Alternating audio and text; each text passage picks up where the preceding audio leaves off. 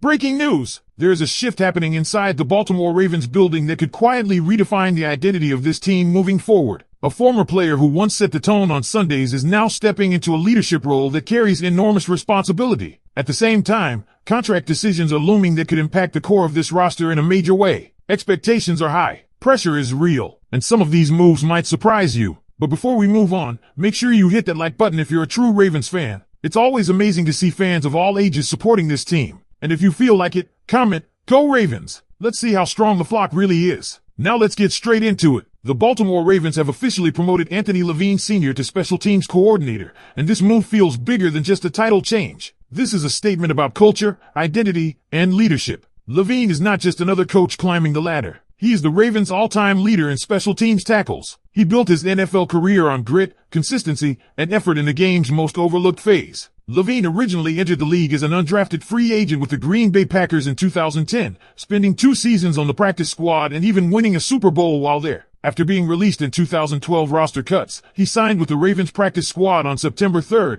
2012, and was promoted to the active roster later that year. From that point forward, he became a staple. In 2013, he played all 16 games and finished second on the team with 11 special teams tackles. In 2014, he played all 16 games again with 3 starts at safety and corner, recording 23 tackles and 4 passes defensed. He earned a 2-year contract extension in 2015 and a 3-year extension in 2017. That 2017 season, all 16 games, 29 tackles, 3 pass deflections, and his first career interception. In 2018, he again played all 16 games, added 28 tackles, another interception, and a career-high 8 pass deflections. And who can forget 2019, when he ran a fake punt 60 yards in a 59-10 win over the Dolphins? He retired as a player in 2022, but he never left the football world. He began his coaching career with the Ravens as a player personnel and coaching assistant in 2022. In 2023, he went to the Tennessee Titans as an assistant special teams coach. Then in 2025, the Ravens brought him back as an assistant special teams coach, and now he takes over the entire unit. This matters because special teams has been solid but not flawless. Kickoff coverage issues showed up. Execution inconsistencies surfaced. There were penalties at key moments. Levine understands every inch of that phase because he lived it for a decade. He was the emotional leader of that room as a player. Now he becomes the overseer.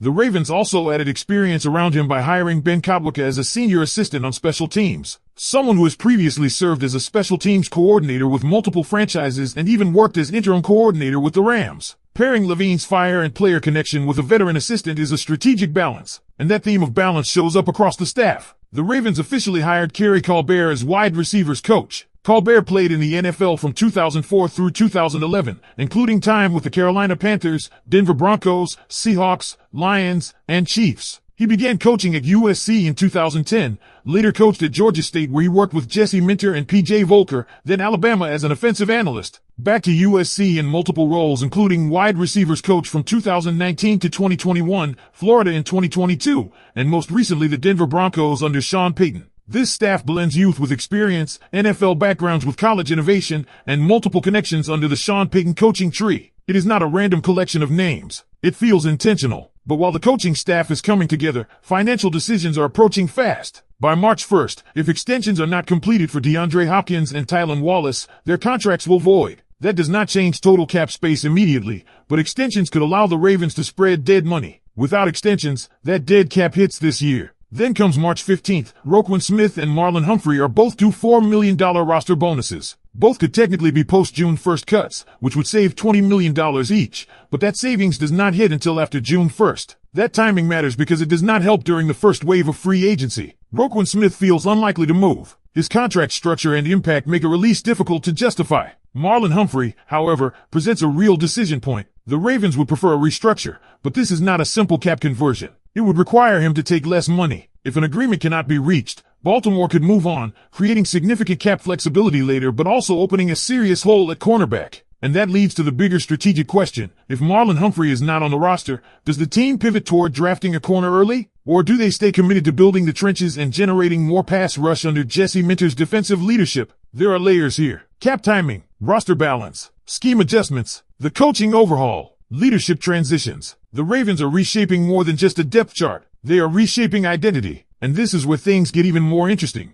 because these financial decisions are not happening in isolation. They are directly tied to what this new coaching staff wants this roster to become. If Marlon Humphrey stays and agrees to a pay cut, the Ravens maintain stability at corner. You keep a veteran presence next to Nate Wiggins and avoid forcing yourself into a draft corner at pick 14. That flexibility could allow Baltimore to focus on strengthening the trenches, which has clearly been a priority in the internal philosophy. If you believe that better pass rush and smarter defensive design under Jesse Minter will elevate the secondary anyway, then keeping Humphrey at the right number makes sense. But if Humphrey does not agree to a restructure, the front office is staring at a serious crossroads. Moving on would create significant post-June 1st cap relief, but it does not help during the most aggressive part of free agency. That means Baltimore would have to either plan ahead for a draft-heavy solution at corner or make a calculated move before the savings fully materialize. It becomes a timing puzzle. Now connect that to the overall staff build. The Ravens did not construct this coaching group randomly. You have intelligence at the top, schematic versatility, and a mix of veteran NFL experience with fresh college energy. That balance signals a team that wants to evolve, not rebuild. They are not tearing things down. They are recalibrating. Look at the special teams shift again. Promoting Anthony Levine Sr. is not just rewarding loyalty. It is doubling down on accountability and energy in a phase that can flip field position and momentum. Special teams ranked high in several categories last season,